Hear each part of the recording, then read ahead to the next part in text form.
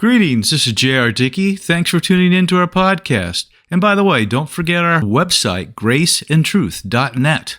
I hope you're having a great day, but if not, hang with me. It's about to get better. Okay, today's devotional I call Heaven and Humility, or the other way around, Humility and Heaven. Let's get started. For I consider that the sufferings of this present time are not worthy to be compared with the glory which shall be revealed in us. That's Romans 8:18.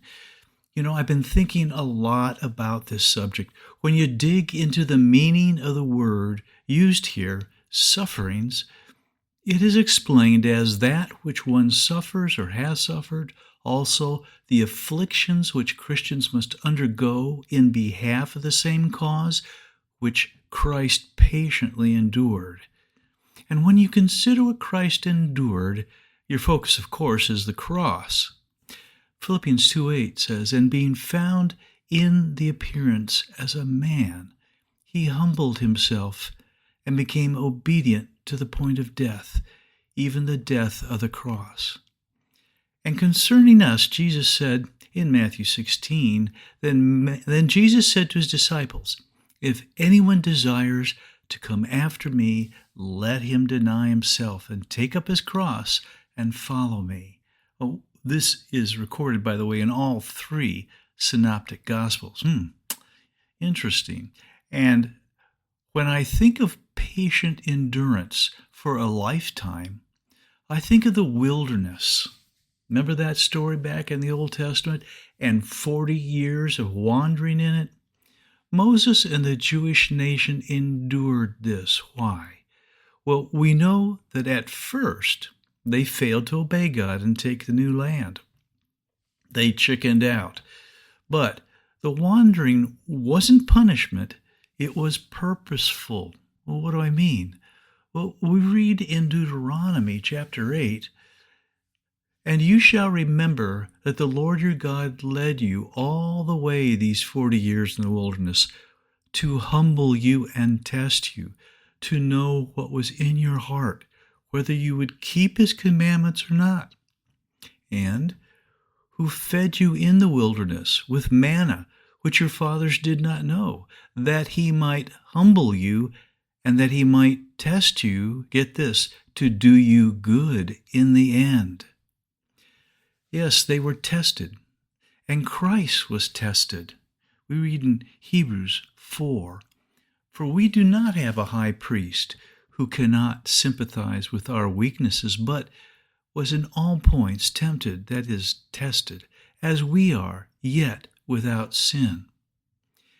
They endured humbling, and Christ endured the humbling of being found as a man and going to the cross. In both cases, God's end game, if you would, was good. Hebrews 12 tells us, "And looking to Jesus, the author and finisher of our faith, who for the joy that was set before him endured the cross, despising the shame, and has sat down at the right hand of the throne of God." Yes, Christ was honored with his exaltation to the right hand of the Almighty. And the scripture tells us, Proverbs 15 and 18 both say, before honor is humility. So here's my point. Paul exhorted us. He said in Colossians 3:12, "Therefore, as the elect of God, holy and beloved, put on tender mercies, kindness, humility, meekness, long-suffering." We put on humility, honestly and without reservation, because it is Christ in us.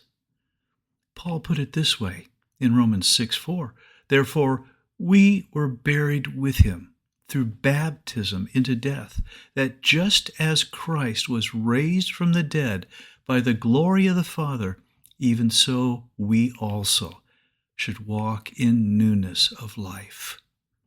And so, speaking of his seed in our hearts, 1 Corinthians 15:43, it says, "It is sown in dishonor.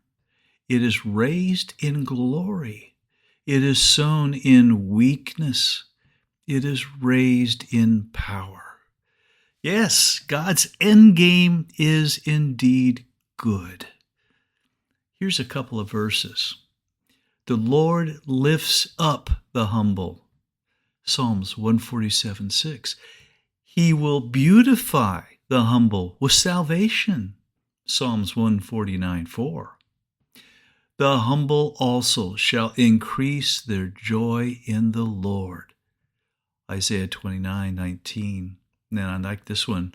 Isaiah 57 says, For thus says the high and lofty one, who inhabits eternity, whose name is holy, I dwell in the high and holy place with him who has a contrite and humble spirit, to revive the spirit of the humble, to revive the heart of the contrite ones.